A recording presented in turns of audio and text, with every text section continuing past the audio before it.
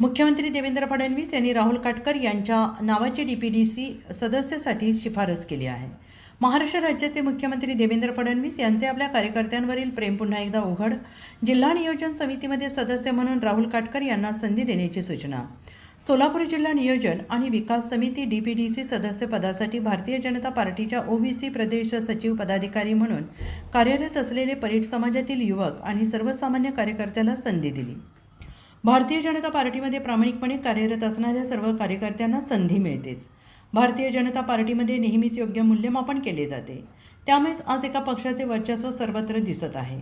याबाबत अजून एक उदाहरण म्हणजे राहुल काटकर यांना जिल्हा नियोजन समितीमध्ये घेण्याची सूचना आणि याच आशयाचे पत्र जिल्हाधिकारी तथा सदस्य सचिव जिल्हा नियोजन समिती सोलापूरला मिळालेलं आहे। राहुल काटकर हे भारतीय जनता पक्षाचे महाराष्ट्र प्रदेश सचिव ओबीसी मोर्चामध्ये कार्यरत आहेत।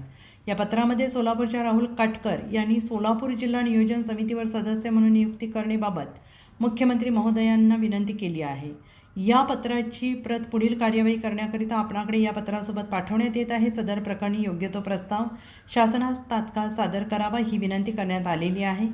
एकंदरीत राहुल काटकर यांच्यावरील मुख्यमंत्री देवेंद्र फडणवीस यांचे प्रेम पुन्हा एकदा उघड झालेले आहे।